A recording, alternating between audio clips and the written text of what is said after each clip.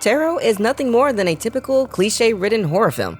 Each year, the film industry churns out a slew of horror films, hoping one will become the next Paranormal Activity or standout creature feature. Without the reliable staples and franchised films, it's doubtful the horror genre would attract any producers willing to back flop after flop, let alone grab new horror fans or, hell, even the old ones. Not to dwell on the negatives so early in the video, but this film is about as bad as horror movies get. It follows a group of friends who unwittingly curse themselves after using a bewitched tarot card deck. This is cursed. That is cursed. One by one, they confront their fates, racing against death to escape the futures foretold in their readings. With a runtime of 92 minutes, Tarot reveals its entire plot within the first 20 minutes, which is perhaps expected from a future-predicting horror story. But before we get to the review, if you enjoy this type of content, hit the like button and consider subscribing to the channel. Also, hitting the notification bell will alert you when we drop new content. If you've already seen the movie and don't need a recap of the events, feel free to skip ahead to the film commentary section of this review. Now, let's get critical.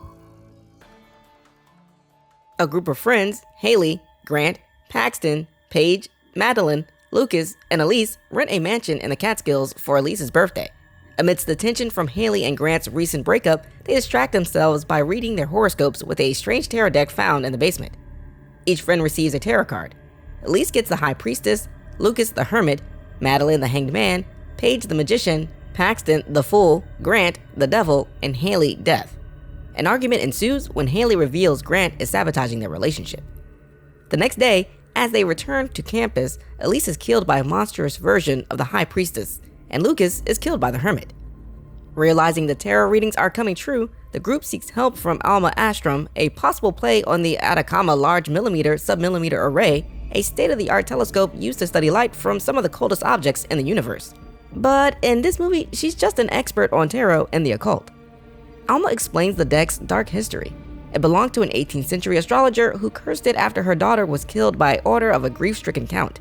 The curse causes the cards to bring death to anyone who uses them. Alma advises them to destroy the deck, which remains at the mansion.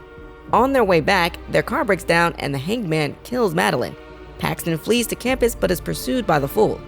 Haley, Grant, and Paige return to the mansion but fail to burn the cards.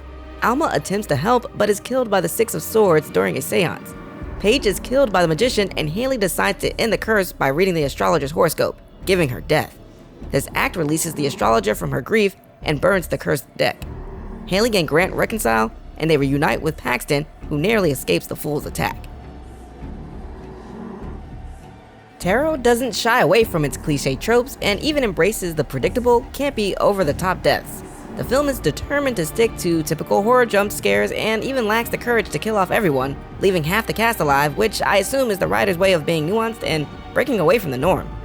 It's surprising that such a simple concept required two directors, Anna Hallberg and Spencer Cohen, who previously collaborated on Expendables 4, offering little in the way of horror movie experience. The movie could have been improved with some narrative misdirection. Jacob Batalon's character, Paxton, shows promise as the comedic relief, similar to Jamie Kennedy's Randy Meeks in Scream. However, when the story has him making classic horror movie mistakes, his self-awareness is lost, and so is the audience's hope. The pacing is breakneck, reminiscent of a campfire story told by a member of the Midnight Society.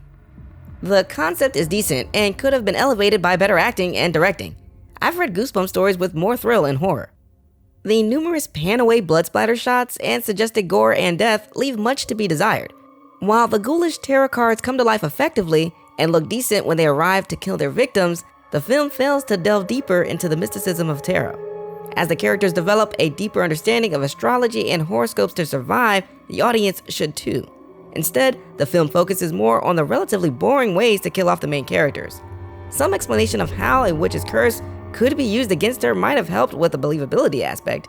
Tarot was generally poorly received by critics and viewers, many of whom hoped for a horrific exploration of the mind, body, and spirit, past, present, and future, but ended up with an hour and a half of tropey horror.